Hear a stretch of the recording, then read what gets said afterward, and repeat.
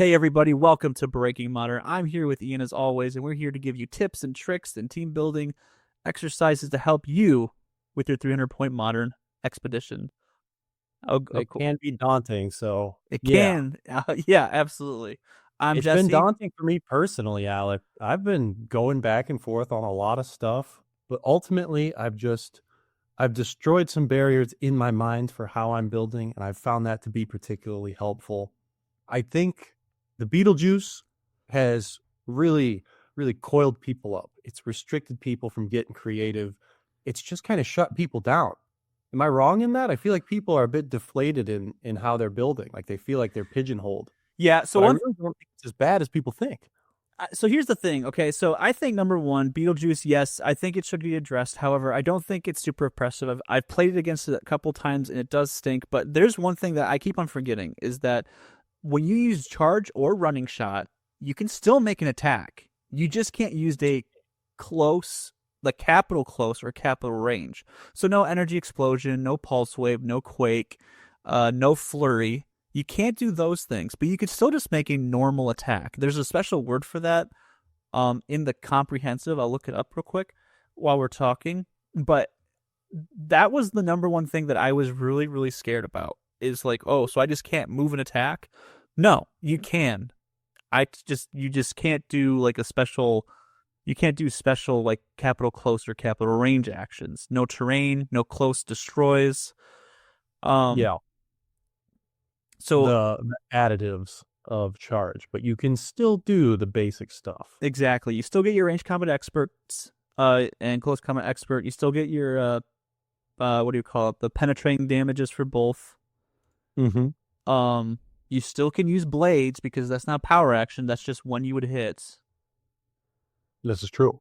So just to clarify, because I just got made hip to that recently. I was until I actually just read the power, sat down and read the power. Sometimes some people, if just because they have a microphone, sometimes they just don't say the right things, and I'm part of that crew, and Happens a lot, it does. So even outside of HeroClix. exactly, yeah, I'm wrong 90% of the time. But yeah, so anyways, just to say that yes, Beetlejuice does limit. However, if you can get around it, or if you have a really good plan for getting Beetlejuice off the map quickly, that's a free 100 points that you could just score. Mm-hmm. And we've got some new tools to do that, which is very nice. We'll get into that a little bit later here, but just kind of speaking on building in general, I've just had this renewed sense of one, I want to build, and two, I think there's a lot of stuff out there that just isn't largely looked at because people are kind of cementing themselves off with Beetlejuice. Are there certain figures that absolutely need a Despero or a Chair Panther on their team to stop Beetlejuice from coming in? 100%. There's a lot of things that function on free actions. I actually have a team tonight that we'll talk about later. But I think that part of building right now is accepting that if Beetlejuice comes out, one, like have a plan for it, and two, it's not going to come out every game. Like there's a lot of teams that are like specializing in maybe dealing with Beetlejuice rather than actually playing Beetlejuice. And I'm actually starting to be of the opinion that this is a bit like when Scarab came out in Wonder Woman 80, where everyone said the sky is falling, you can't beat the Secret Six, it's impossible, Scarab will just wreck you from across the map. And then nobody played Scarab for 6 months. Is Beetlejuice going to be played? Yes, but not in, I think, like the amount that people are like that they have in their head. I think if you sit down and play against, like in a tournament, if you look at the field a bit more, there's a lot of teams that really just aren't focused on bringing him out. So I think you can get away with certain things. Maybe there's some matchups you lose, but that's going to be every team. But I really don't think you need to worry about him as much as people are purporting. So that's the whole point. Yes. Anyway, No, I totally agree. I think no, don't get me wrong. Beetlejuice is very good. I think he's very good. Do I yes. think Do I yes, and do I think that if your team relies on a lot of free actions, so like stuff like Blue Beetle, like the free action that he provides are very powerful to your team, and if you go that route, yes, you do need a Chair Panther. But I do not think you should build your whole team around how to counter Beetlejuice. Yeah. 100% no. If you do that, you're gonna have a bad time. Just straight up, you Yeah, can't. I agree. I So agree. I guess we'll dive in to the first build I have, and this is a little wackier. There's no Moon Knight on the build, but for now the title of it is Random BS, and we will link that in the episode description here. But a figure that I've really been looking at and just trying to think like, how can I maximize this figure? What can I do to make him really play? Is Ulysses Bloodstone. I don't know what it is, but I really like the damage output this guy has the outwit. The main thing that I'm building around with him on this is his Bloodstone Immortality trait, which gives him, when Ulysses Bloodstone is dealt damage from an attack, roll a d6. 1 to 2, he takes he takes damage normally. 3 to 5, he takes 1 unavoidable damage instead, and on a 6, you heal him 1 click instead. I Hmm. think that is going to give him some crazy sustain, especially when you throw in some other tricks that this team has. And then on top of that, he's a charge flurry piece. And after he flurries, he can deal damage equal to his printed damage value to an opposing character within range and line of fire he hasn't damaged this turn. I really like that. And if he's hitting monsters, he gets a +1 attack and damage. If he KOs a monster, he scores 10 additional victory points. That's nice.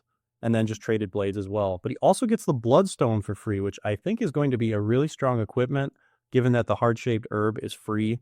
It's just a passive 1 healing. This gives him traded regen, and when an opposing character would heal, instead they heal 1 click less. So this just turns off the heart-shaped herb. I think that's fantastic. And you're getting it for free. I love this figure, honestly. Is he going to be as good as I think he is? Yes. Maybe. I think he Maybe. is. I think he's very good. But when you have like the damage output that this guy does, in addition to the potential sustain, and so we're gonna try to manipulate that with this build, I think he can be really formidable. So we'll just get into the build. So we've got Ulysses Bloodstone with the Bloodstone. Man Thing, because I mean, come on, who's not playing Man Thing at this point? He's the man. He's a baller. Straight up, I don't think the guy needs an introduction anymore. Monster stats, crazy traded powers, insane mobility, a 3 through 6 willpower. The guy's a stud. He's Yeah. incredible. With Gaia, Absolutely. he's just literally walking stealth. Like you can't target him. In addition to the build, we have Major Logan with a motorcycle. Now, the main reason we want motorcycle on this is he has sidestep flurry. He gets a +2 speed from the motorcycle, charge and super senses. So now his reach is considerably more. Like you have a 7 square charge with the sidestep. Because 6 + 2, and then you cut that in half. There's 5, the sidestep. And then he's Flurry. He also has Flurry as free, but only to target characters with Colossal or Giant or the robot keyword. So he can beat up on a Kong. This guy can output a lot of damage. But the main reason you play Major Logan is for his damage ability, which gives him leadership. And if there are 1 or more opposing characters that share a name with another character on the map, friendly characters increase their single d6 rolls by +1, and opposing characters decrease their single d6 rolls by -1. So we're playing a few other figures that hopefully your opponent has. But if not, Major Logan is still pretty solid for the 60 points we're investing into him. And the big thing here, if you haven't connected the dots, is a +1 to Ulysses trait roll is fantastic. Because now it's a 2 through 5 that he only takes 1 unavoidable damage. So a 4 and 6 chance, or 2 and 3, for him to just scoot or shed off a lot of damage. When he has the regen from the Bloodstone, there's a good chance you can heal back up if you need to. But this guy can probably stay on the map for a while. After Major Logan, we've got Kevin with Tauret assigned to him, so that's going to give him outwit and support. He can fluctuate between prob, perplex, really whatever the team needs at the time. But this is also going to allow us to re-roll Ulysses Bloodstone's roll to keep him alive. So 2 2/3 chances to take 1. We could also hit that juicy 6, heal him 1 instead. Oh boy. Oh my gosh, just be incredible. Well, Yeah. technically it's a 2 through 6. It's actually better odds. 5 out of 6 options are good. Oh, that's incredible. So ignore my math previously. So yeah, we manipulate the dice roll with Kevin. We boost it with Major Logan. And with that, I think Ulysses can stay on the board for a while. In addition, Kevin is just fantastic support. Rerolling any Marvel character is fantastic. Being able to switch the support power that he has at the beginning of every turn by clicking him with his knowledge enhanced visual interconnectivity nexus. Wow. And then, 8 range outwit through see through anything, and 8 range support heal anybody. That's really, really solid. I think this figure is now seeing like proper play now that the Scott Porters have rotated. So Kevin offers a lot of utility on the team. In addition, I think this is my favorite thing and probably what I'll be building with for I don't know how long, Alec. We'll see. We'll see how this goes. But this combo, I think, is so slept on. Oh my gosh, it is so good. And so, yeah, it might be because of Beetlejuice, but Reverse Flash, who is quickly becoming my favorite Prime. I mean, he's been up there, but now I think he's like a clear cut number one for me. I love this figure. Giving him trick arrows Mm-hmm. instead of Bucky's arm. We've Mm. got 11, 12, 18, 3, hypersonic flurry with precision strike. And then you can drop the Quake arrow to do a precision strike Quake. And I learned from Flash Raptor that that power combo is incredibly nasty. Like, oh my gosh, it's so good. I In agree. addition, you have things like Big Arrow. You have the Nth arrow to get rid of stop clicks. Like, there's a ton of utility here. He's crazy mobile. His stats are insane. He's a pest to take down. And if they don't get him in one turn, there's a good chance that you're healing him with Kevin from like 8 squares away. Like, it's really easy to position Kevin to get him back to that top dial where he's just an absolute menace. Rounding out the build is Perdegaton at 20. Crazy. Figure's just really good. Who knew? Sidestep TK leadership prob. Yeah, I know. I'm really breaking modern with telling you to play Perdegaton. Ooh. So yeah, that's the entirety of the build. We do have rivalry on the sideline as well. Honestly, the keywords are not the greatest on this team, so rivalry doesn't feel like it absolutely needs to be here. This could easily be like a traffic barrel or something else. You could throw a Bucky's arm on Reverse Flash, and now you have 10 points to work with. If maybe you wanted to equip a Possessor to Man Thing, there's a few different options to play with here. But the overall goal of the team is to create sustain for Ulysses Bloodstone so he can go hard, get some early attacks off with Reverse Flash, and then hopefully have enough sustain through the rest of your team to kind of just mitigate damage long enough to hopefully do some damage. But every piece on this team, except for Kevin, is pretty capable of doing some damage. So I don't know if this is a breaking modern team, but I do really like it. I think it's really fun. And yeah, just trying to optimize Ulysses was a good experiment. So it's my first build of the night, Alec. What do you think? I like it a lot. I like Ulysses a ton. I think Ulysses is really, really good. I think he's good with the Ares bomb. I love that. So if you Ares bomb multi-target like a whole crew and there's a monster in there, he's a 12 attack. Let me add Ares to the sideline. Whoops. Yeah, Forgot you're about good. that. He's a Thank traded you, Alec. Ares bomb with flurry, which I realized that you can Ares on one attack and then just regular attack on the other attack. As Indeed. what? I said indeed, indeed. Yeah, so with that 12 attack and stuff like that, he's doing a lot of damage. Every monster character is an extra 10 points for you to snack on, and points do matter in this game so much, unless you're completely wiping people, but I don't know if you are with this. I think the only thing I would say is, so I love Man Thing with Gaia. That would be my number one because he's always in stealth. He handles a lot of characters really well.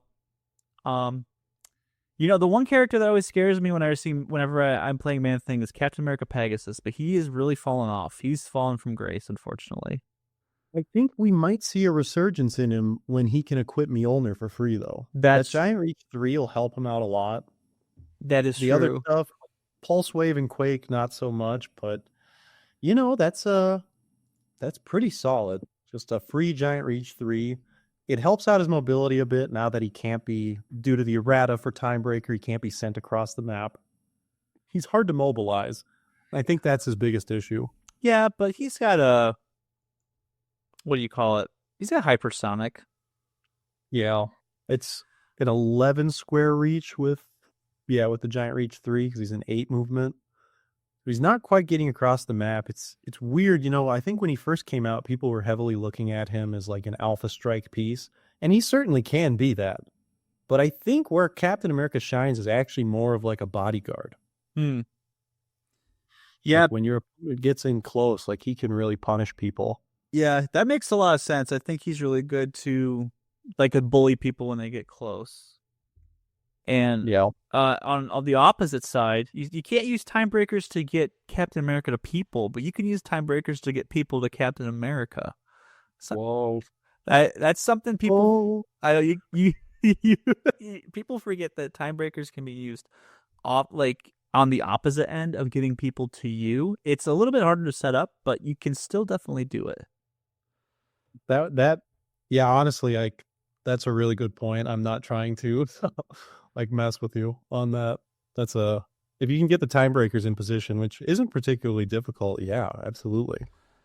Yeah, no, absolutely. Especially if if they're already in close, just throw a couple time breakers up there. They're 5 points. Move them 2 squares, and then all of a sudden Captain America's in range or whatever. Mm-hmm. Um, One thing about this team as well is like you might be thinking it's like, well, how does Beetlejuice impact this team if we've talked about it so much? He certainly does. I will not deny that. The trick arrows are a free action. Flurry is a free action. Man Thing moves on a free action. Sidestep is a free action. But I think that this team can still do some damage even if Beetlejuice is on the board. yeah. Will it limit the team? Absolutely. But again, like, I don't know, man. I feel pretty comfortable taking bets that a lot of teams just aren't looking to bring Beetlejuice out. Well, Ulysses can do charge and attack against him, and he's doing 4 damage to Juice, right? One, two, Perfect. 3, 4. If you want to, if you switch Kevin over to Empower, which he can do, and that still counts towards his if he's within 8 squares, right? Marvel characters, yeah, yep. So he's a Marvel character, so he still gets the Empower. He Beetlejuice does not have power cosmic, right? Am I like He jank on? doesn't. He doesn't. No, he doesn't. Okay, so he's totally outwittable. Yes. So you can always outwit his whole little bio exorcism thing. No, you cannot, because that is a free action. That's right. I lied. No, you cannot. That's right. Yeah. Uh, I think a good tech against Beetlejuice, and another reason why I think his play might fall off a bit, it isn't a 100-point risk. Rivalry is a card that says I automatically hit. yep. So you cannot mastermind that. And that's a big thing that keeps Beetlejuice alive. So if I hit him, he's done for. And so if I use Rivalry with something like Man Thing to hit your Beetlejuice, or I don't think Reverse Flash is a keyword. No, but No. I mean, it's not specific to this build. This is just in general. If you use a character to hit Beetlejuice, like Man Thing could just one shot him with an object. Yep. That's Like what I take was just about to 7. say. I've At the done that same before. time, an interesting follow up with this is you can potentially use oh no, just kidding. He has to flurry to do his free damage. So never mind. That's the mute point. So, but Moot. so with Man Thing is killing KOing Beetlejuice on a bad shape change roll and also a 1, 2, 3, 4 knockback. So if Beetlejuice rolls a 3 through 6, and you have Rivalry and you trust your super senses roll or shape change roll out. Yeah, that's a bad. That Man Thing is smacking Beetlejuice, and that's 100 points. And then people can destroy that Man Thing because it's already like, yeah, I'll trade 55 points for your 100 points, and I'll still have my free actions. Yeah. So I think that's a really good because yeah, you have a 50% chance that Man Thing can KO him with knockback, and then you have uh, a 4 through 6, which is what 1/3 chance of doing it. If he rolls a 2, and then if he rolls a 1, then you really need to make sure you have an item because Man Thing can at least get the buff from Kevin if needed.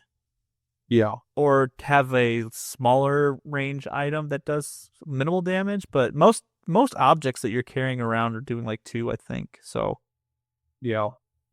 And the giant reach helps out too. He can extend his range a bit. yeah, and Is that going to happen every time? Probably not. People will protect their Beetlejuices. I'm not saying it's a surefire thing. I'm also not even going to say that this team is like busting up the meta by any shot. But I do think it can hold its own.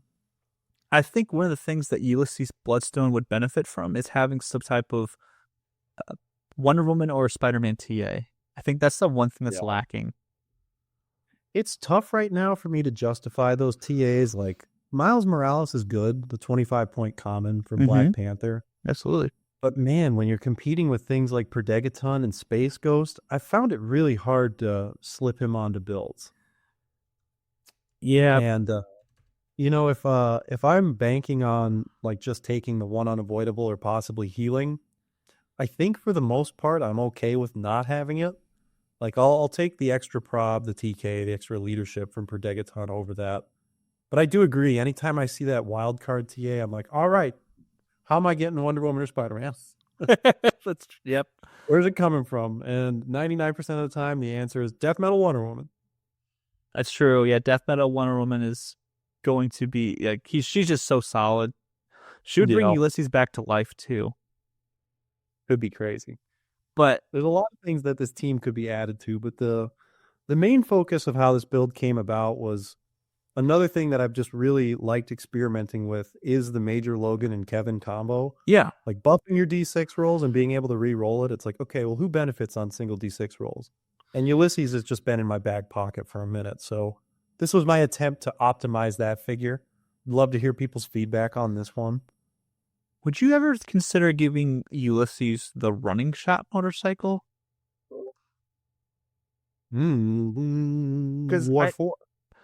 he's got good targeting and 2 targets 5 range. Like I know he doesn't get his little damage buff. Well, actually, he does. He does. Yeah. He just doesn't get flurry. I don't know. Just I know a lot of people are like he needs to be a close attacker because of flurry, but Well, he also gets the Bloodstone for free, which is, I think, a very strong equipment right now. yes, I agree. I'm just wondering if it's worth putting on him for free or worth foregoing that, putting it on something else like Predagaton or something that would not super benefit, that like would still benefit the game, but also being able to put some more offensive tools on Ulysses. Yeah. I don't know if that's the call. Hypersonic might be good on him too, but you Yeah. again can't flurry during hypersonic. Well, reverse flash can, but that's a different story. But Yeah, he is a different story. He's a story of his own. so because it takes two I two love this figure. oh, reverse flash is bananas. He is so good. Very hard to All hit. but I honestly like I really don't even consider him for a sideline piece. I think he's so good main force that the sideline, like whatever. I mean, if you don't have a prime, sure, play it. But main force, he's just an absolute monster. His stats are insane for 40 points. The amount of heavy lifting this guy can do, it's just absurd. Yeah, when And this even if he doesn't get flurry, like he's still just doing so much. when this guy came out, I remember thinking, why would anyone sideline this character?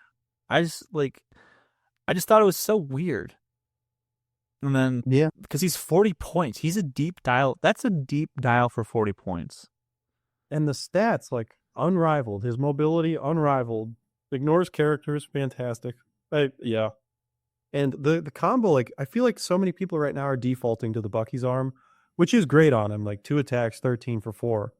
But man, the value that you could potentially get out of trick arrows with reverse flash, I gotta go for it. Lottery ticket, baby. I've seen a lot of people saying put the Crimson Gem on him, giving him super strength and breaking through blocking.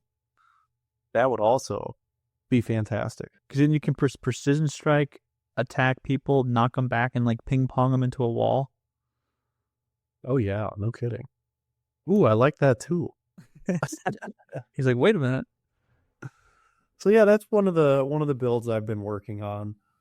Maybe it goes against the title of the show of Breaking Modern, because I don't think this will break the game. But again, I think it's a team that you could play and do reasonably well with. So if that's your cup of tea, trying to play the fringe, play some interesting mechanics, maybe this team is for you. Yeah, if you like, especially this team is actually relatively cheap. Like, just looking like Ulysses Bloodstone's probably gonna go for like 40 going out the gate. Man Thing's kind of up there. Actually, okay, I lied. Well, Reverse Flash and I Predagaton. don't know. There's quite a bit of sideline stuff going on. There are, um, yeah, And you got an Ultra Chase Kevin, you got Major Logan.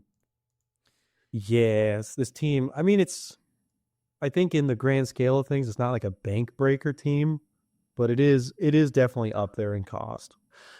I will say to you people out there listening, and you're just like, man, I want to get a Kevin, man, I want to get a Major Logan. Please, I had to swallow this pill, and it was the best pill I ever swallowed. Do not be afraid to borrow figures from people that you are close, like that you trust, and that you know that will have them and can come through for you. Because I think borrowing these figures is way way better than spending. However, I don't know how much Major Logan's going for, but he was going for like 130 or 150 at one Yeah, like point. 120 right now. At Yeah. his peak, it was like over $200. Is nuts. I mean, Man Thing is still very expensive, but he was a super rare. So, I mean, He's that, crazy right now. he's $100 right now. Yeah, Jesus. like 80 to 100 is probably pretty fair. Reverse Flash is really cheap, like super, super cheap. Him and Colossus Prime. I'm surprised that they're not more expensive, but they said around 30 or $40. Yeah, in my Masters of Time review that Calder and I did, the budget pickup, I said absolutely buy a Reverse Flash right now. Oh Like, there's yeah. just no way you don't get the value out of him. I think he was my number one pick for characters to pick up ASAP. I also think the reason why Reverse Flash might be a little cheaper is just due to his like distribution. He was one of the primes that you could pull in a super booster. Like he would occasionally come with the Flash Raptor. And we saw the same thing with the Diana chase, how she would come with Wonder Dawn. So I think there was like maybe like an additional slot they came in. So it's like in addition to being in a brick distribution, they're also in the super booster distribution. So there was just more opportunity to pull him. Colossus, I don't know. That one, yeah, shocks me a bit too. I thought he'd be more expensive for sure. Yeah, he's a rare prime. I mean, he's probably because he's a rare prime. Most of these figures that we're talking about, Reverse Flash and Colossus, both rare primes. So maybe it has a little But bit of something to oh, do with it. so yeah, Alec, you've been building a lot with Blue Beetle, I have. and I think I'm coming around to him more, but I have not played this figure. It's one that I think people lost their mind when they saw, but it's weird how quickly people simmered down on him. I think a lot of people look at him as he just dies. So what are you doing to silence the haters here? What's the Blue Beetle build looking like? Listen, y'all. Okay. Number one, let me drop some knowledge on you. I will be playing until I say I am retiring from Blue Beetle. I will be foreseeably saying that Blue Beetle's like my staple. And why? Because I think he has so many tools outside of the delete button that make him such a great figure. And I'll explain. So, everyone, I think Blue Beetle, personally, he has a lot of struggles, don't get me wrong. So he's a flyer, so he gets Konged really hard. He doesn't have much rollouts until his last 3 clicks, but he does have some really great tools. And so he can free pick up power and shut it off on a character. Threat neutralization, it's his very first trait. So he is a outwit without outwitting. So, Which historically is very good. oh yeah, absolutely. If I can tell you, hey, you can turn off you can turn off that power right now. I don't want it. Then you're gone. This saves me in so many scenarios. He's got a range of 6, so automatically like super super long range off the bat. Um, he has his delete button. What a lot of people forget that if you don't hit his delete button, it's still doing penetrating and giving that character an action token. So Yes. if you pair that very well, so you basically put yourself in a scenario where no matter what happens, if I do it the cool way or do it the bad way, I can delete a character regardless if I roll a 5 or 6. It's just I have to do less talking if I roll a 5 or 6. Then that's kind of how I build my beetles. I like using trick arrows the best personally because after that happens, it says damage from this attack is penetrating, and after resolutions give that hit character an action token. So it does penetrating damage. That does you can flip it. I've talked to judges about this.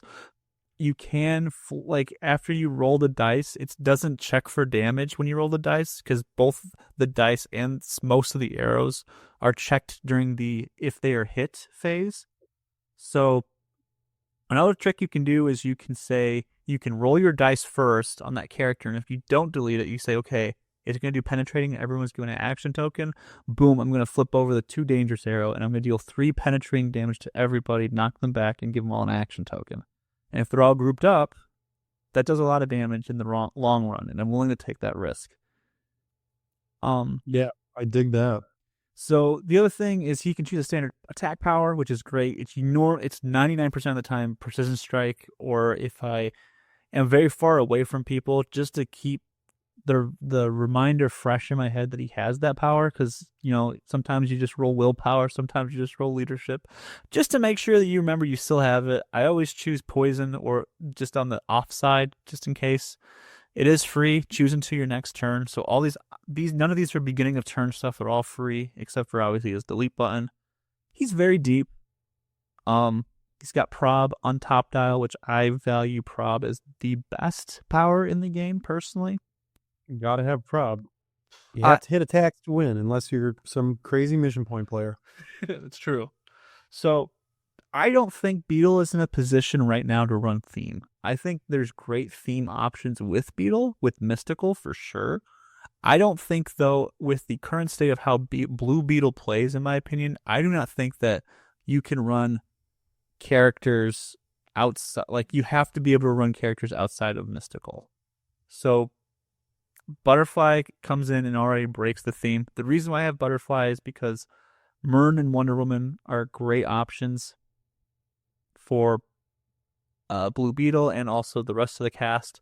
Myrn makes Blue Beetle shoot even farther and makes characters targetable, which ultimately makes other characters targetable, because when I face characters that like to sit in the back and just pop damage, like plant teams, I can just go up and shoot through a wall, hit their mystical or hit their armor character, and deal a lot of damage to them.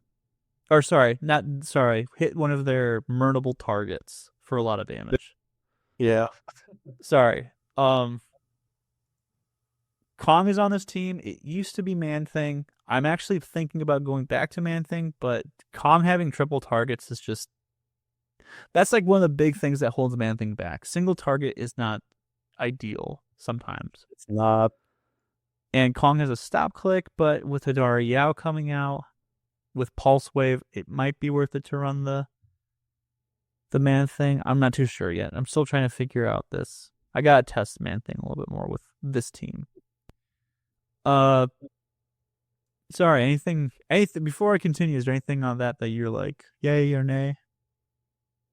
Well, I think this would be really situational, but something interesting with him already assigning an action token to hit characters, or just deleting them, potentially flipping a Sonic arrow and double tokening them could be kind of cool.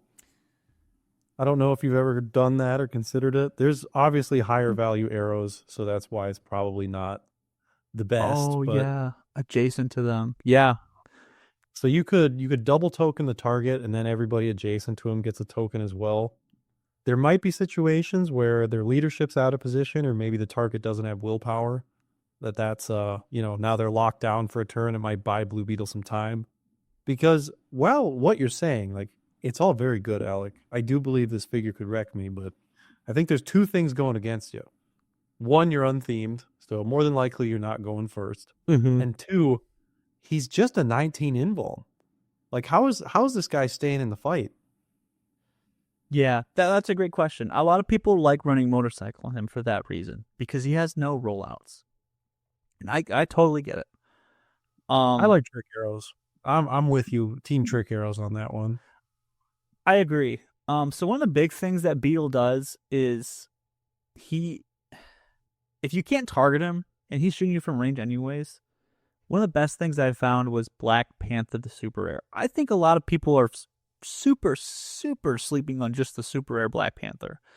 For some reason, he has Cosmic the Cosmic TA. I don't know why, but he's a 40-point perplex piece that gives 2 vibranium tokens on your sideline, and then he can also generate the Wakanda weapon, the vibranium weapon equipment token if you want, and attach it to those characters.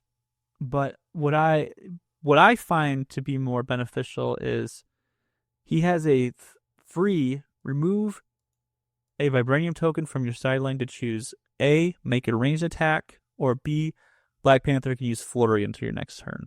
And that to me, this character wrecks shop when he's given flurry. He's a 40.8 charge with 11 attack, 18 combat reflexes, traded stealth, well, Wakanda team ability stealth, and then perplex. And then I put the Avatar Conchu on him, so he's got free prob for all on top of that, and he can do some damage really, really quickly. And because a lot of people forget about him, and he gives characters that are adjacent to him that share a keyword with him the stealth team ability. So characters like Kong.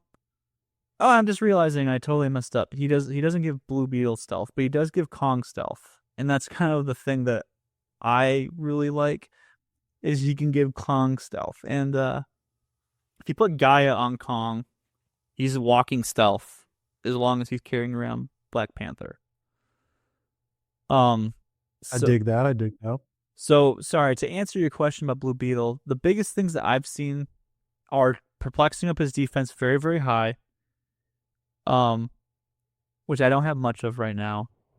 On the original build, I had Kale, which made it a little bit more doable, but also just having like Wonder Woman, Death Metal Wonder Woman for revive. That's kind of how I've been doing it. He honestly, other than that, he doesn't have much. The phone booth, heart-shaped herb. There's different options to keep him healing. I could choose. He gets charge eventually, and I could also say, I'll choose Steel Energy. That'll help heal him back up. I only get him so far, but yeah. Other than that, he's very deep, but he's like very squishy deep. Yeah, and I think another thing that is working for you is I think most of the time when people sit across the table from a 50-point Kong, it's the first thing to go. He's the easiest target. Mm-hmm. With him being permanently stealth, that probably changes it up a little bit. But in my head, like looking at the build, using Kong as like a body blocker is really solid. But I'll let you finish what's all on the build as well.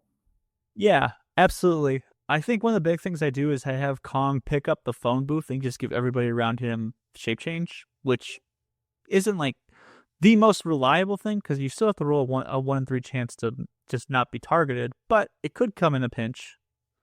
Mm-hmm. And if Blue Beetle gets on his last 3 clicks, then you have to go through shape change and super senses. So, the other thing that I have is again, I will link the team in the description below. But Black Panther Legacy. So this is one of those scenarios where Black Panther Legacy just needs to be on this team with all the free actions that happen with Blue Beetle and Black Panther with the Vibranium tokens. Also himself, Black Panther Legacy, can remove a Vibranium token and take a action token off characters. So like if Blue Beetle gets double tokened up, I can always just remove one from him with the Vibranium token. And Black Panther, the super rare, can get Vibranium tokens if he hits a low Blades attack. So if it's a 1 through 3 Blades, he can add a Vibranium token to your sideline.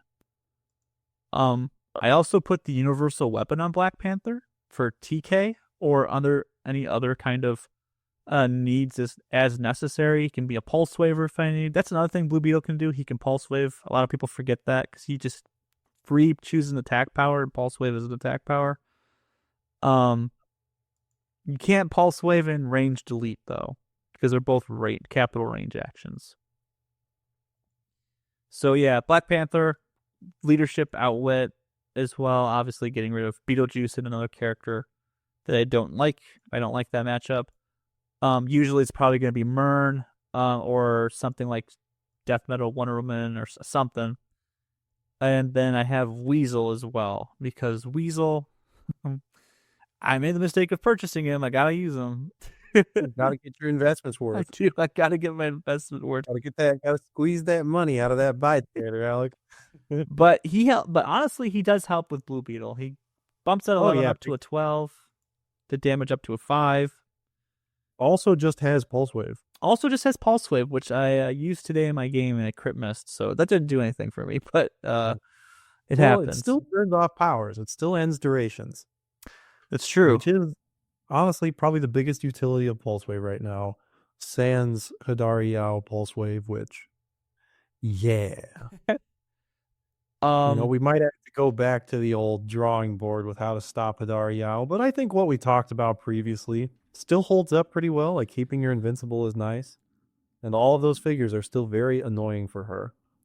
oh yeah, absolutely. So the other thing that I thought about was putting occult retribution on the sideline, which is just choose two friendly characters. Uh, to choose a friendly character and an opposing character within 4 squares of each other. Deal both characters 1 pen.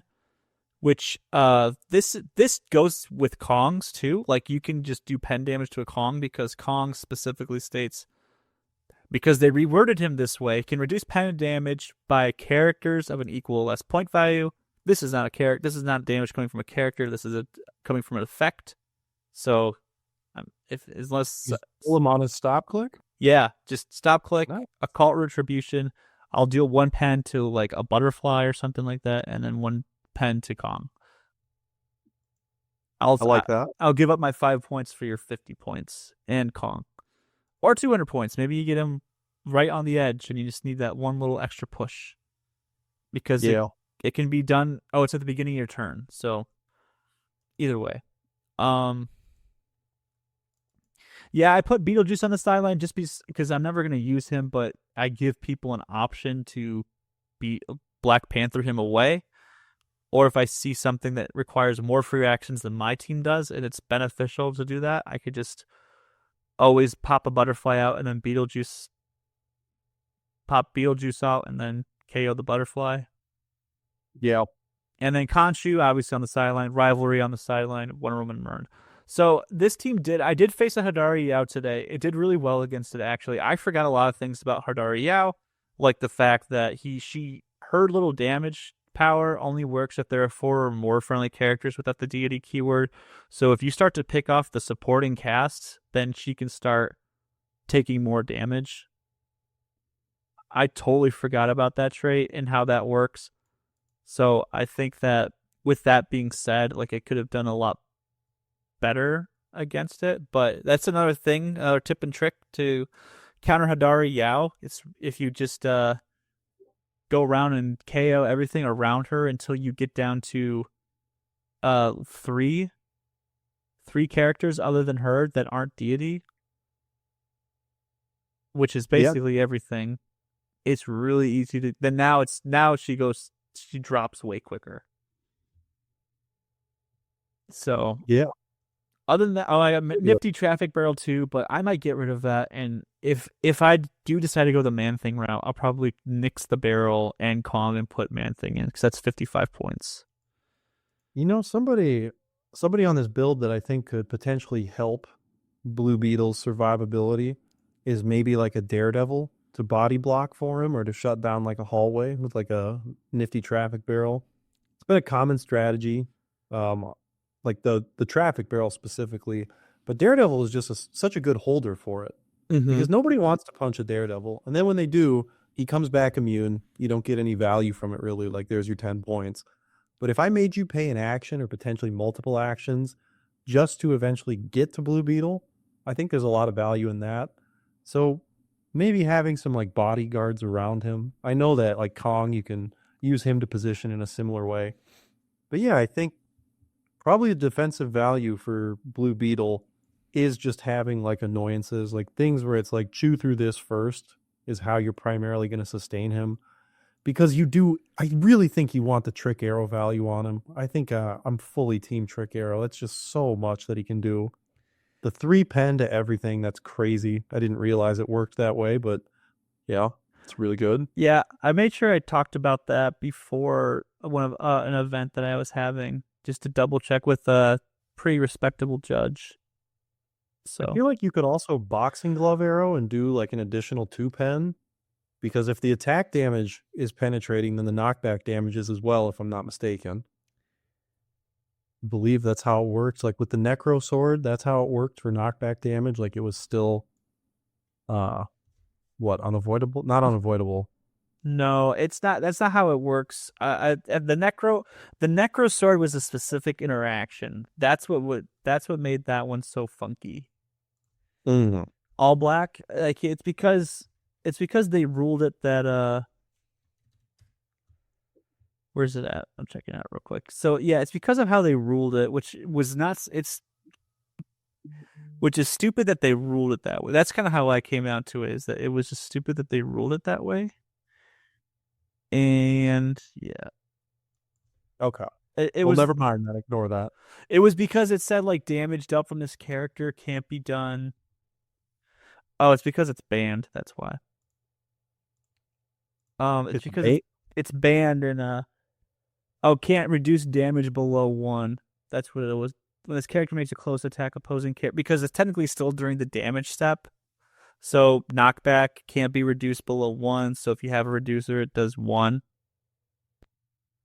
Ah, gotcha. Okay, so it's like the entire attack phase as opposed to like this is specifically knockback. That makes sense. Yeah, yeah, I remember Gotcha. that. Gotcha. That stupid interaction. So yeah, that's kind of my Blue Beetle team. It's gone through quite a few iterations. There was a Jennifer Kale Man Thing one, which I really liked, and but I don't know.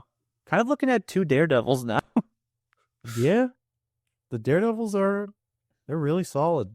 It's still my favorite piece in Modern, but I'll tell you what, Alec, I've got a very close second, if not a new first. What's that? That's the Ultra Chase Collector. Oh heck Now, yeah.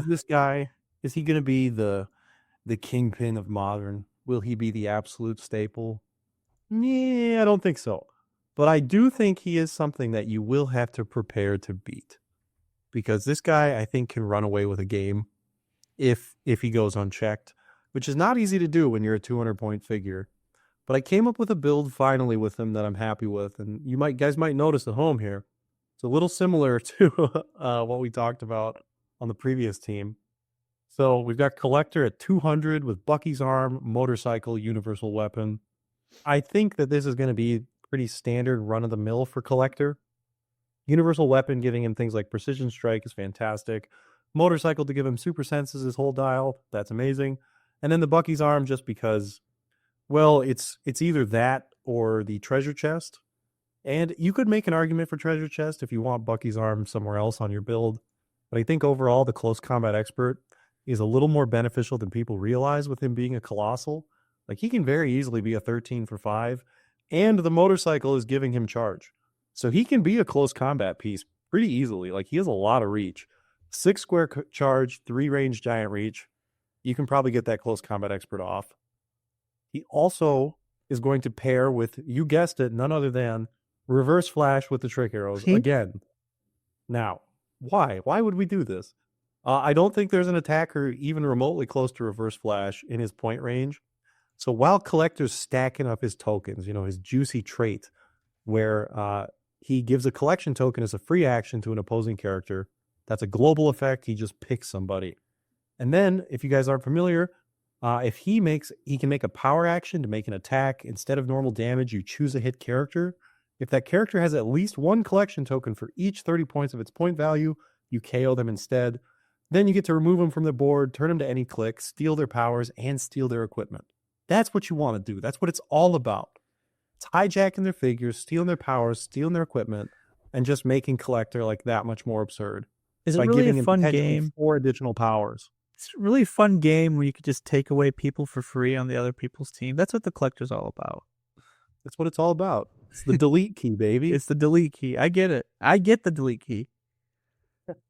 So reverse flash is gonna kind of serve as like the pseudo herald of Collector.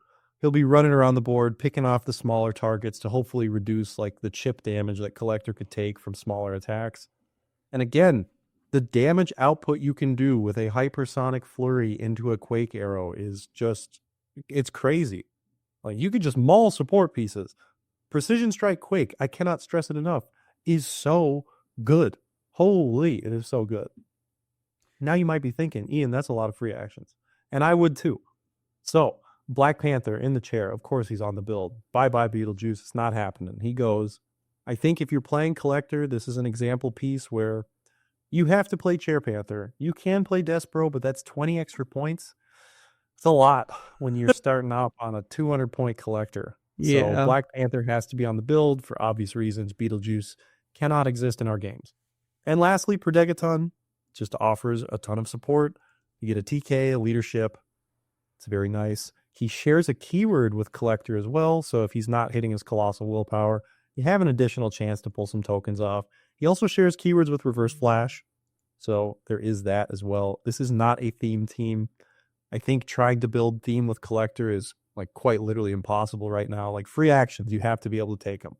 You have to be able to stack your tokens.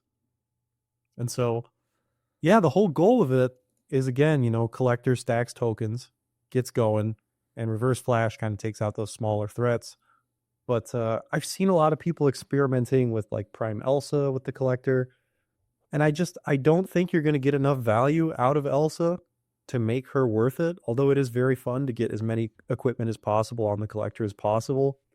I just don't think that's the route to take. You need some additional offense past the Collector attacking because realistically, outside of the delete trait, he is just a 12-4, 13-5 up close, which is good, but that's not going to, like, one attack like that is not going to win you games. So he needs a lackey to do, a little bit of the heavy lifting. So that's kind of the hope with Reverse Flash here. So this is you guys are going to hear a lot about this on this show and on Dial H as well. This is the Collector V1 build. And again, we'll leave a link for that in the description. I would love to hear your guys' thoughts on the Collector. This is probably for me the most exciting piece in Modern right now. I've never been one to play one-man armies. It's just never really been my style, but this is one that's like, yeah, I want to put this on a board. I've got a few other people who have been messaging me, and we are trying to absolutely maximize the Collector here. So if you guys have any input on that, I'd love to hear it. I think this build will perform pretty well. For objects as well, heart-shaped herb, phone booth, got to have those on the side. And another key note on this is you might notice this build does not have rivalry. And you're probably thinking, wow, like Ian, that's crazy. Why would you not have rivalry on this build? I don't think the Collector's keywords are all that great. Cosmic Deity Scientist, sure it can happen, and having that automatic hit is nice. But man, I don't know where the 5 points are coming from. You could drop the trick arrows on Reverse Flash, give him Bucky's arm, put the treasure chest on Collector as his 5-point free object, free up 5 points to get rivalry on the sideline if you wanted to. But I am just, I'm tantalized by the old trick arrows on Reverse Flash. I think there's just so much value in that. Like, you can just blow up a backline with that so easily. Like, so much damage. And his stats are already incredible. Collectors? The Reverse Flash. Reverse Flash, okay. Yeah, no, I agree. He's kind of hard to hit. You have to go through double rollouts. Yeah. So very hard to hit. On top of that, he's at hyper time, which the one character at least I played against this today with hyper time, I rolled both 1s and 2s on all my hyper times. So it's very possible.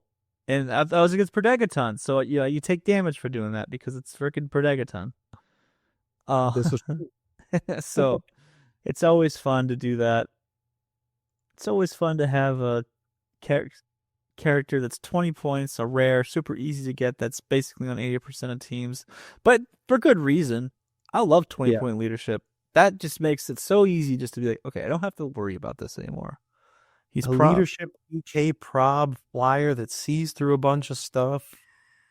Yeah, that's decent. And he moves through walls. That to me is the nuttiest part of it all. Like, him moving through walls, being able to carry people is just like, womp, like, just go right through a wall. Don't really care as long as there's no traffic barrels around.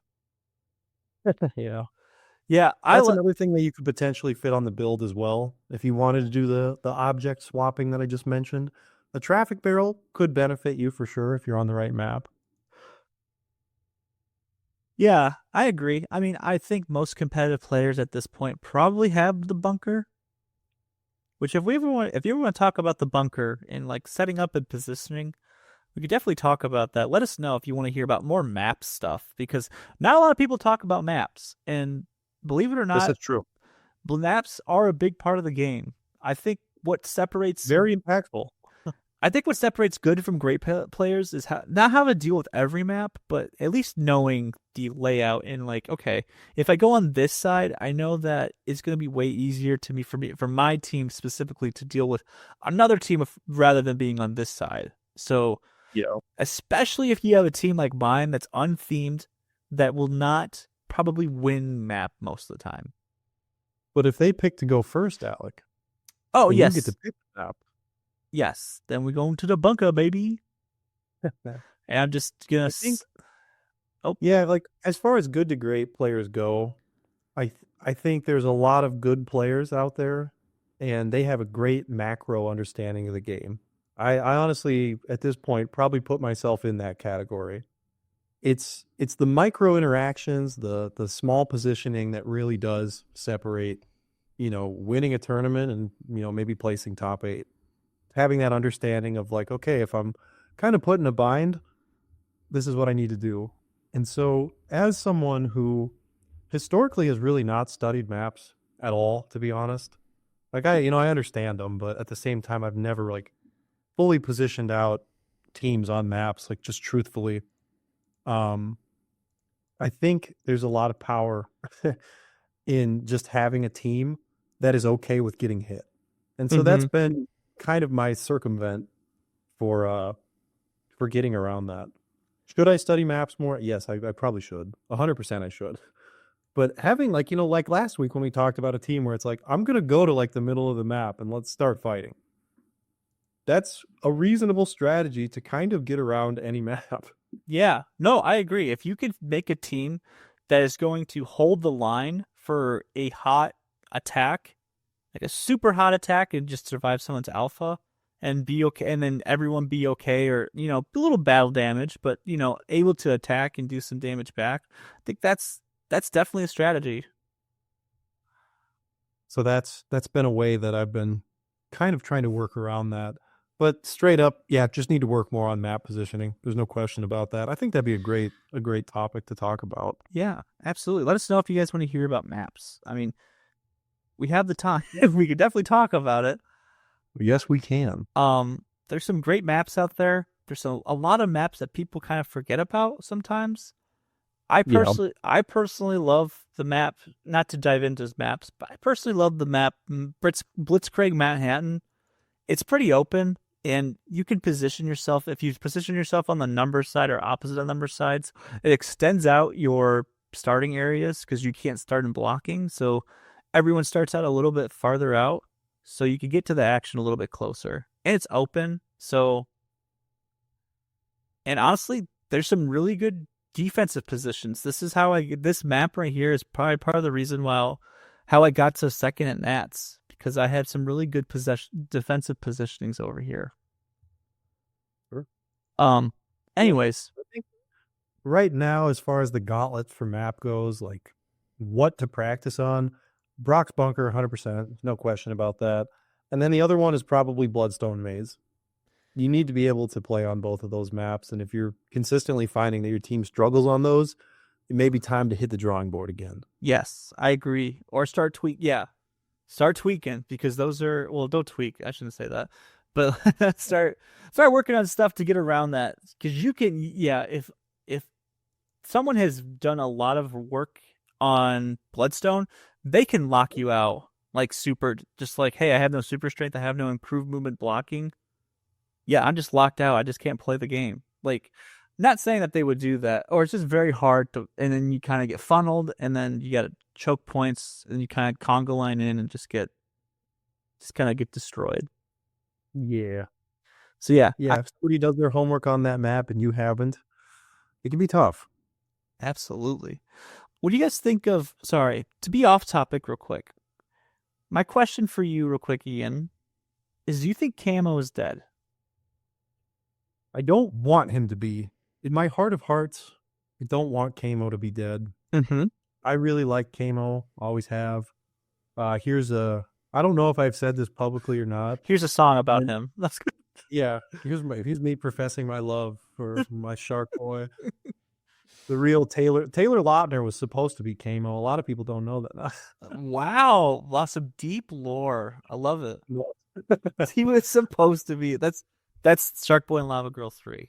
He becomes Yeah, Camo. exactly. He becomes Camo and joins the Suicide Squad. It was Shark scrapped. It was Frenzy! I'm like just a James Gunn project. It's Oh, crazy. heck No, yeah. like Camo, he's a lot of points. Nth Metal Arrow just absolutely wrecks him. Death Metal Wonder Woman can kind of help him. He benefits a lot on free actions with like moving his bystander, so Beetlejuice kind of wrecks him a bit. Right now, I've tried building with him. I never liked the final result. So is he dead?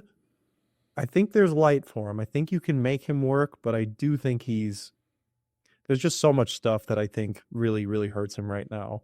So, but yeah, the thing I was gonna actually say is that when Notorious first came out, I filmed a video on Camo with, I think I had like 3 different teams built. This one never saw the light of day. Can't really Ooh. remember why, but Little I dilate lore. concluded the video with this Prime might give Spider-Man Prime a run for his money. Boy, was that not true. Yeah. Yeah. Spider-Man Prime. Yeah, it's just no. We don't even need to. Yeah. No, he didn't. He Good. didn't. And he probably won't Great figure. ever. Great He's figure. he's crazy good. But Yeah. there's a lot of fun stuff you can do with him. With the Lantern Legacy set coming up.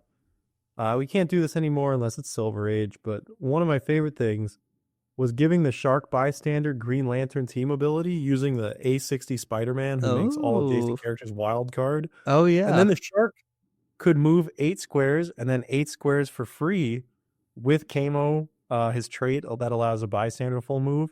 So you could do a drop ship team where the Shark was the taxi, and I thought that was so funny. That's hilarious. I love that. That's So I awesome. had some construct dropper teams with him. It could drop like 3 or 4 chainsaws in a turn, and the bystander could make an attack as well. And you're just carting over like, just garbage ring bearers that'll probably die. So you're just banking like all on chainsaw rolls, but it's fun. Yeah, no, I agree. I think the shark gives him a lot of utility and mobility. I love that he can just boop around to that shark, basically. Yeah. And that shark bystander is actually pretty good. I think it's got 11 attack. It does. Yep. 11 blades. It's not bad. So yeah, I think Camo may be a bit dead in the water at the moment. His price tag is a lot, and you're banking on stop clicks, which, yeah, I mean, the Nth Metal Arrow can just absolutely dust him, and then even if he gets revived, he can just get dusted again. I agree. He's a high-risk character, and typically, it's like, while you can get rollouts on him, like via equipment, I don't think that's the equipment you want. I think primarily you want to do Hell Cycle to give him that insane mobility. You can have like an 18 square hypersonic utilizing his trait. Or 19 squares, yeah. 10 plus 4 plus 4 plus 1. Which is, yeah, absolutely insane. Could you still play him? Yeah, don't be dissuaded from play the things you want. 100%. Always build on the fringe. Play with what you enjoy with. Or play with what you enjoy. Agreed. Before anything. But also understand that there's going to be figures that you enjoy that have limitations. I've hit the drawing board many times with some of my favorites and realized I shouldn't take this to a tournament. That's fair. That's fair enough. Yeah, I think Camo still has some legs. I think he's very good. I think there's a couple teams out there. I think he works really good with Ultra Humanite. I think he works really good with Death Metal Wonder Woman. I think the latter being the probably more consistent sidekick piece. I think Camo needs to have some type of revive. Yeah, 100%. So, and obviously you can't play Black Panther with him because they're both primes, but in the overall scheme of things, Death Metal Wonder Woman is, probably the solid pick. Easiest Predivore to find, too. Yeah. His super strength, he could always carry around. He's an animal. You can give him Gaia if you really want to. Give him Motorcycle to give him super senses. He's got different options. You could pick up the herb to give him constant healing with super strength. But yeah, when you get him on that stop click, it takes just like one electric arrow. You hit him once, which he's hard to hit. He's super shape change super senses. Don't get me wrong. He's hard to hit when he's on those stop clicks. But you can nth metal him before that, or you could, just do the electric arrow. Just say 2 pen. Sorry, dude. Just boink boink. He's gone. So Yep. Yes, he does have a lot of things that really suck, but I think he's still pretty good. I think if you want to run a big, punchy boy, he's your guy. Mhm. I don't know. It hurts me to say, but yeah, I don't think I'd play him currently. That's totally fair. I get it. There's a lot of stuff right now. It's hard to justify playing until some stuff gets figured out. Um, Yeah. Especially with the prime slot being so contested. I mean, I see people itching to play Tila all the time, and she's Do just. you? I'm just kidding. I'm just kidding. I was gonna say, what? That Like, show dude, me these people. that girl, he told me these people. Josiah X, the best prime, the best legacy prime in the Yeah. set. One of the big things that something. Sorry, we're gonna sidestep real quick. No pun intended. To talking about maybe having to beat a figure, and I this is more for me because I figured this out today, while playing against one was a Black Panther Prime. I talked about how do you get rid of this thing? Holy smokes, this thing's hard to get rid of. But I was able to play it today, and I was able to really kind of hone in on Black Panther Prime, Hadari Yao teams. So I just kind of want to give my little 2 cents real quick on this. The All right. Yeah, sorry. So Black Panther Prime has super senses traded, right? She has team player, and if you pair that with Miles or a Wonder Woman TA, he's a very hard cat to hit. Again, what that was pun intended. His little revive thing is once per turn, which we mentioned that on the first one. So I remember that I remember that in the back of my head. But number one, his little vibranium reduces damage thing, that's a free action, not just something someone can do in the middle of attack. So that's really big. He can't get locked down, so he's kind of hard to hit, but he has 4 range, but a lot of people are using him as a charge flurry piece, which is rightfully so. It makes the most sense. So how do you beat this figure? Well, number one, I think the biggest thing is if you do a lot of penetrating damage to him, he drops. So you got to deal with him first on Hadari Yao teams. Otherwise, you will never ever get a chance to do it. Get a chance to KO him or Hadari Yao because he will just keep on reviving them. It's bananas. So what I found to be the best way to get rid of Black Panther is instead of I would number one get rid of his super senses in any way possible. Whether that's just outwit, he does have traded stealth, so that could be a little more tricky. But getting rid of super senses is really, really the big first step. And whether that's whatever means necessary, that's Caveman Wally West or whatever. And then after that, he takes 1, 2, 3, 4, 5, 6, 7. So he KOs on 8. You gotta hit him for 7 damage. That's the big one. So hit with your big attackers first to get him off that impervious click, and then he will get prob, but that's better than. Oh, it's actually that does get a little tricky, but if you can kind of bypass that prob, he's only got 4 range, so if you can outrange him, that's better. But honestly, I hate saying hit him really hard, but you got to deal with him first. If you try and go for Hadari Yao, and you have just as many attacks to attack Black Panther rather than Hadari Yao, Hadari Yao is going to hurt you longer. It's going to hurt you more because of just how she is with damage. But Black Panther enables her to do so much more that you have to take care of him first. So that's the first thing. Just take care of him first. Get rid of his super senses. If you're not in a position where you can get rid of his super senses or that you can't KO him first, get rid of his leadership. His leadership is what procs all of those vibranium tokens.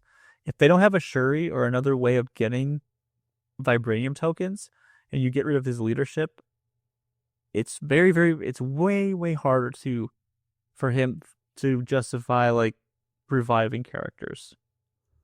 Yeah. After kind of the entirety of this episode, the stocks on Caveman Wally West, they continue to go up in my brain. Mm-hmm. Just shutting off. And then, the phone booth tech that we previously discussed on Dial H, I believe, where you can use the hypersonic super strength from Caveman Wally West Mm-hmm. to go yank a phone booth next to somebody. And then after he attacks, he gets to switch to his lower dial, which doesn't have super strength. So you get to drop the phone booth away from the opposing team. So you now have effectively shut off super senses with your trait and potentially shape change if you were able to take the phone booth if they weren't holding it, which I do like. I think that's really cool.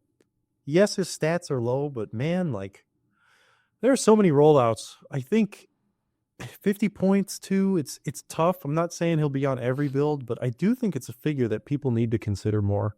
This is not us saying we hold the keys to Modern. The name Breaking No. Modern just came out of just funness of this, just us talking and like cooking in the lab, and obviously the references there.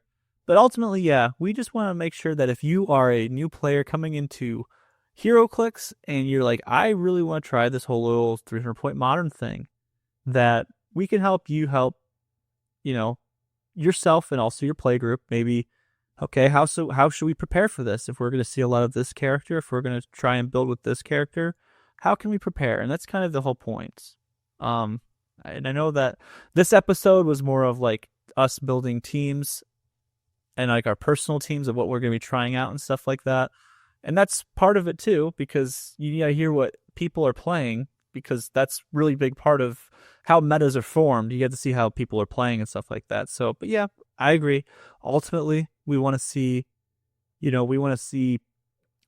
sorry, that's not what I want to say. We want people to hear what's out there right now. What are we seeing the most of right now? And how maybe can you limit yourself to, or limit your opponent from doing exactly what other people are doing with that character, and building against it, maybe countering it a little bit, but also just being prepared for it.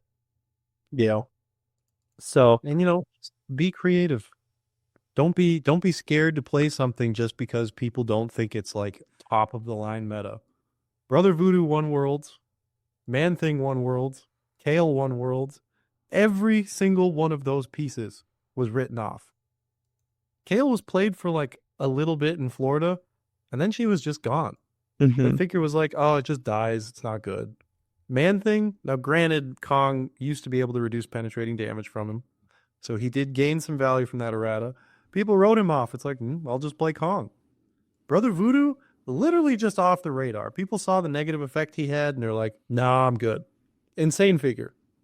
So do not let, a popular opinion, or maybe even our opinions, don't let that dissuade you from trying something new that you never know. Maybe it can win Worlds. that's right. Dylan Gatzapon proved it. If someone, So I think, oh, sorry, go ahead. I was gonna say, if someone wins Worlds and they say, I have this podcast to thank, this podcast would have done its job. You know what I'm saying? We're going to make the World's winner. We're going to make the World's winner. Someone's going to say, I decided to play this character even though everyone told me not to, but it fit my team so well I could say no. And this was the podcast that pushed you to do it. There are figures that are good, there are figures that are great, but ultimately the best figures are the figures that you want to play. So I think, next week, Alec, as we kind of conclude here, maybe something we can do is talk about the gauntlet to prepare for. I know we kind of touched on that in our first episode here, but really going in depth on like the teams that are winning and mainly the teams that you need to be prepared for. So I know we brushed on that, but we didn't really get into the why you need to be able to beat those things. And so kind of just create a checklist for if you're trying to play the high level Modern stuff, what is it that's really gonna take you down? I agree. I want this podcast, hopefully you feel the same way. We want to be more of that kind of stuff, less of, oh, did you guys see this team? That's good. Okay, yeah. Oh, did you see this figure? I like this figure. That's good. There's a lot of podcasts that do that, and they do it personally way better than I can. They understand the game way more. So yeah, for that kind of stuff, go listen to them. That's great. And this is not me slam dunking or like belittling them, because I listen to those podcasts and I love them. I do too. So we don't want to, but we don't want to be another HeroClix podcast, which is boy, womp womp. All right. Well, before we sign off, I will leave you with this for anybody out there who is looking at playing a competitive game of HeroClix, and maybe their figure wasn't specifically said, or maybe someone said, hey, that figure is trash. I just want to leave you with this quote from Pokemon Crystal. Strong Pokemon, weak Pokemon. That is only the selfish perception of people. Truly skilled trainers should try to win with their favorites. 1v6 Bidoof. 1v6 Bidoof. Guys, if you want us to talk about certain things, certain pieces, things in the meta, things you have questions on, drop a comment, shoot me a message, shoot Alec a message. I'm more than happy to talk about them. And yeah, if this can kind of be the stair stepper into you playing Modern, or maybe just trying something new in Modern, maybe you're already experienced, we'd love to maybe help you flesh out that build that you're looking for, or that character. So yeah, don't be afraid to interact. Please let us know. And who knows, maybe your team and your team builder will make it on the next episode. It could. From when you message us, not the exact next episode after this, but from us recording. Anyways, thank you guys so much for listening. This has been Alec and Ian with Breaking Modern. I like that ending theme, bro.